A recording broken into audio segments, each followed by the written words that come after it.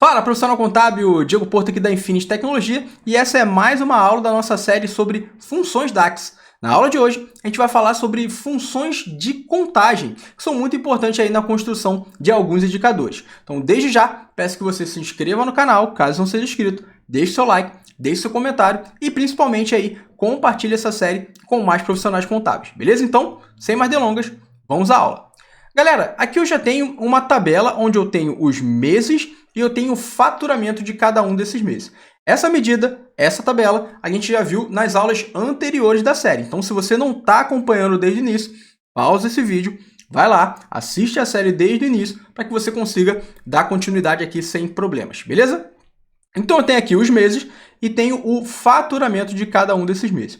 O que eu preciso saber agora? Eu preciso saber a quantidade de vendas que eu tive em cada um desses meses. Até para eu poder fazer, num futuro aí, fazer o cálculo de ticket médio, por exemplo, que seria o faturamento pela quantidade de vendas. Enfim, existem diversas análises, então é importante eu saber a quantidade de vendas que eu tenho. Então vamos lá para a nossa tabela F vendas, para a gente ver o que a gente tem lá. Então tem aqui, ó, nossa tabelinha F vendas. Se a gente analisar aqui, eu tenho essa coluna aqui, ó, de notas fiscais. Tá vendo aqui que essa numeração ela se repete, tá? Aqui, ó, por exemplo, 1492762, ela se repete 3 vezes. Isso por quê? Porque eu vendi mais de um produto nessa nota fiscal. Então eu vendi o produto 68, o 58 e o 53. Só que na verdade isso aqui é uma venda só, beleza? É uma venda, uma nota só, um cliente só, que eu vendi 3 produtos para ele. Então, isso aqui tem que ser contado como uma venda só, beleza? Entendido o raciocínio, vamos lá voltar para a criação das nossas medidas, beleza? Então, eu vou voltar aqui para o nosso modelo. A gente vai criar aqui uma primeira medida, 3 pontinhos, nova medida. Eu vou criar aqui primeiro uma medida chamada contagem linhas. E vai ser igual, e aqui eu vou acionar a nossa primeira função de contagem, que é a Count Rows, tá? Que é muito simples de utilizar, beleza? O que a Count Rows pede? Ela pede uma tabela. Então, se eu pegar aqui, ó, vou pegar a nossa F vendas, vou fazer uma Count Rows dela. Vou dar um Enter. E vou trazer essa medida contagem de linhas para cá, para a nossa tabela. Então, ele trouxe aqui, deixa eu colocar aqui o separador de milhar. Então, o que ele trouxe aqui, na verdade, para a gente? Ele trouxe a quantidade de linhas que eu tive em cada um desses meses. Reparem, a quantidade de linhas e não a quantidade de vendas, tá? Então, se a gente reparar, ó, o que ele traz aqui no valor total é 260.096. Se a gente for lá na nossa tabela, lá na nossa tabelinha de vendas, é exatamente a quantidade de linhas que eu tenho nela, ó. Tá vendo, ó? 260.096. Então, ele não fez o que a gente quer, na verdade, tá? O que ele fez foi simplesmente contar a quantidade de vezes que se repete aqui em cada um dos meses. Ele pegou o totalzão, a tabela toda, e viu aqui, ó, mês de janeiro eu tive tantas linhas, mês de fevereiro eu tive tantas linhas. Então, pessoal, a gente tem que ter muito cuidado ao utilizar as funções de contagem para poder trazer o resultado que a gente quer de fato, tá? A função Count Rows funcionaria no caso de vendas, caso fosse, por exemplo, uma prestação de serviço, que seria uma nota só, né? Não teria a possibilidade de colocar mais produtos, né, naquela venda, enfim. Por exemplo, duplicatas, controle de contas a pagar e receber, que é um lançamento só e por aí vai. Talvez a Count Rows funcionaria.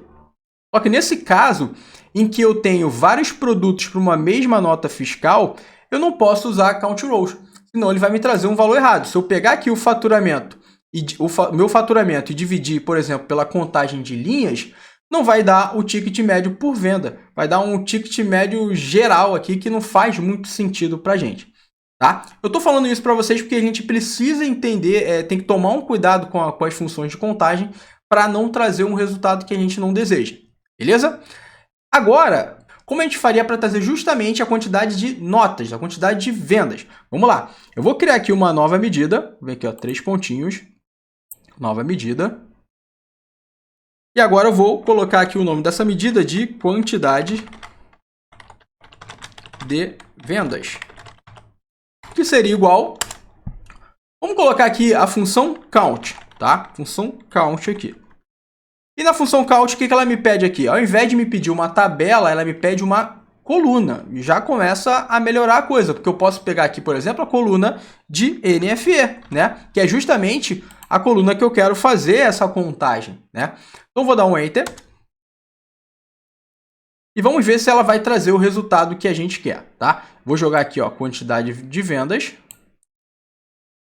Não trouxe, né? Trouxe pra gente aqui a mesma coisa que trouxe a count rows, né?